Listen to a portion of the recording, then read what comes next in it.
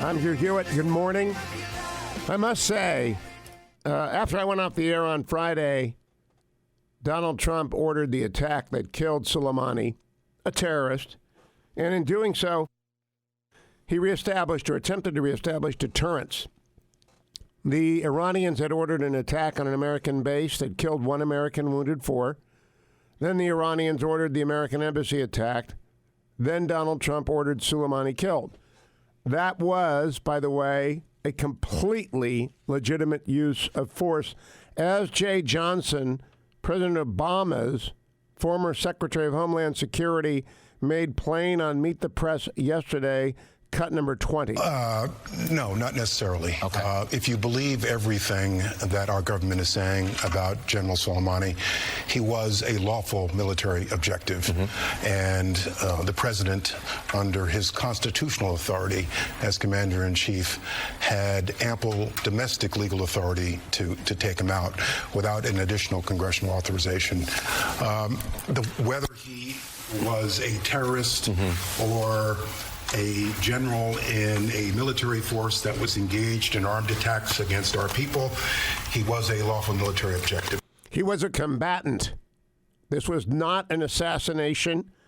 It was taking out a combatant engaged in organizing attacks against Americans, which earlier in the week had been lethal to Americans, and attempted to overrun our embassy. Chris Christie on This Week with George Stephanopoulos made it also very clear that the president had to act. Let me tell you how he was justified, okay? We had Iranian attacks on Saudi Arabia. We have Iranians going after the embassy. He didn't respond. It's right, George. So this is what they're advocating now, that he shouldn't have responded to what's been going on at the embassy as well. And other threats that he says, and we'll see the intelligence when it comes out, that he says we're planning attacks on American personnel and diplomats. The bottom line is he responded because the Iranians continued to provoke, and by not responding to their earlier provocations, especially what they did to the Saudis, that did not make us any safer and didn't make them not take actions like they took in Iraq against the embassy. So at some point, you have to decide. There's a risk in every foreign policy decision you make in the Middle East. You've got to decide. Do you want to act or don't you? He's decided to act. And there is our friend Admiral James Stavridis on, also with George Stephanopoulos, making the most important point, cut number 16. You heard Secretary Pompeo there say that America is safer today, the world is safer today. Do you agree with that? And what should the American military be braced for right now?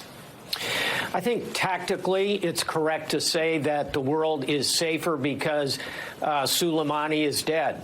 The world is safer because Soleimani is dead. Admiral Stavridis nailing it. Now, of course, Secretary of State Mike Pompeo did the full Ginsburg yesterday, named for Monica Lewinsky's lawyer, who showed up in D.C. and did every one of the 5 Sunday shows. Mike Pompeo did that yesterday. Let's run down the highlights of the full Ginsburg by the Secretary of State.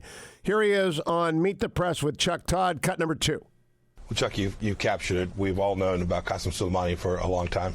He's been a terrorist. He's a designated terrorist. He's someone who has inflicted many deaths on Americans, over 600 in Iraq and countless other places. He was even connected to what happened in Beirut so many years ago. You would know this too, Chuck. This was different in the sense of we'd seen recent deaths, recent killing on December 27th, a strike, an operation conducted by Kataib Hezbollah, directed, orchestrated by Soleimani himself, killed an American. We could see that he was continuing down this path, that there were, in fact, plots that he was working on that were aimed directly at significant harm to American interests throughout the region, not just in Iraq. And President Trump made the decision this was the time to stop this reign of terror from this guy who was the glue, who put this all together, who was the IRGC leader for a couple of decades, and who had put so much pain and suffering on the American people, and frankly, the people in the region too. Hundreds of thousands of deaths in Syria, millions displaced in Syria. It's a bad guy, and it was time to take him out. Here's the Secretary of State on State of the Union with Jake Tapper yesterday, cut number 1. We're trying to restore deterrence that, frankly, is a need that results directly from the fact that the administration left us in a terrible place with respect to the Islamic Republic of Iran.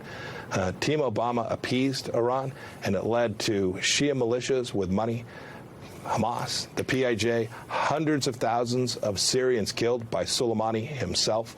This was the place we found ourselves when we came in, and we have developed a strategy to attempt to convince the Iranian regime to behave like a normal nation. That's what our strategy is about. We've been executing it. We will continue to do so. We have every expectation that we'll ultimately achieve that goal. Here is the Secretary of State with George Stephanopoulos, cut number 3. It's very clear the world's a safer place today. Qasem Soleimani no longer walks the planet. You know the history. Hundreds of thousands of people in Syria, millions of refugees, Lebanon, Beirut, Syria, Iraq, Yemen, deaths to Americans in Iraq in the earlier war. This was a bad guy. We took him off the playing field. And that's important because this was the fellow who was the glue, who was conducting active plotting against the United States of America, putting American lives at risk. President Trump made the right decision to stop Qasem Soleimani from the terror campaign that he'd been engaged in against America not only 5 years ago and 10 years ago, but on December 27th when American was killed by Kataib Hezbollah at the orchestrated direction of Qasem Soleimani, and to prevent the future plans that the terrorist Soleimani had in front of him. The world is a safer place. We're taking the actions that we need to take to protect American interests, not only in Baghdad and in Iraq, but throughout the region. Here is Secretary of State Pompeo on with Chris Wallace on Fox News Sunday, cut number 4. Panicked aggression on the part of the Iranian leadership because they know that the Iranian people are demanding enormous change. And they know that the Iranian people are supported by America in that demand for change. Yeah, we built out a huge coalition, Chris. Gulf states, Israel, countries all across the world who are joining us. They're joining us not only in the efforts in the Straits of Hormuz, but in air defense efforts all across the region. The malign actor of Iran has been identified. Remember where we came in, Chris. Remember where we came in. In 2015, the Obama-Biden administration essentially handed power to the Iranian leadership and acted as a quasi-ally of theirs by underwriting the very militias that killed Americans. Those resources, the money that they had to build out those forces throughout the Shia Crescent was provided to them by the nuclear deal. We allowed Europeans to go do business there. We provided them $150 billion, pallets of cash. All of these things are the very challenge that the Trump administration has had to correct. The strategy is working. We're going to stay the course, and we will protect and defend the American people at every step, Chris. And here is the Secretary of State with Margaret Brennan on CBS's Face the Nation, cut number 5. Margaret, we continue to prepare for whatever it is the Iranian regime may put in front of us within the next 10 minutes, within the next 10 days, and within the next 10 weeks. We are focused on delivering a strategy for the American people. We're going to get it right in a moment, but we're more importantly going to get it right over the days and weeks and months ahead. We have put Iran in a position it has not been in before. It is under enormous pressure, and we are continuing to be successful at denying them the resources to conduct precisely the types of campaign that we're confronting as a direct result of what happened over the past 8 years before we came into office. While there have been enormous numbers of irresponsible, Soleimani-enabling appeasers who are carrying the burden of the appeasement of the Obama years into their commentary on this unabashedly good development for the world. And they are burdened. The burden of having supported appeasement has deeply distorted the worldviews of many from the last administration and many of their friends and supporters in the press. It's an evil regime, complicit in the genocide in Syria, the murderers of Americans for decades. But like the appeasers of the 1930s, these people, the Ben Rhodes brigades, the Menonics of MSNBC, they wake up every day facing a choice whether to continue that charade or to face their enormous blunder. Sadly, most go on to extraordinary lengths to justify their foolish decisions and their opinions of the past.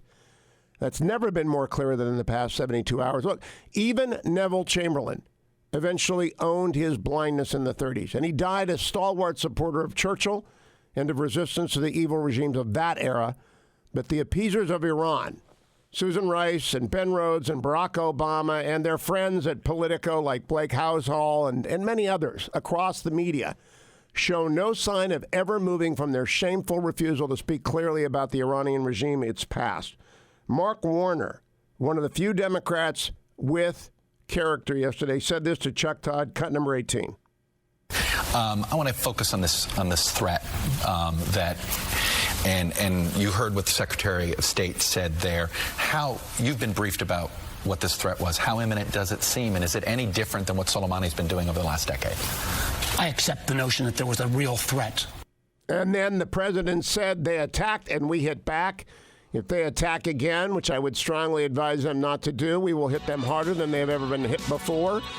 He added, these media posts will serve as notification of the United States Congress that should any strike on any U.S. person or target, the U.S. will quickly and fully strike back, and perhaps in a disproportionate manner. Such legal notice is not required, but it's nevertheless given.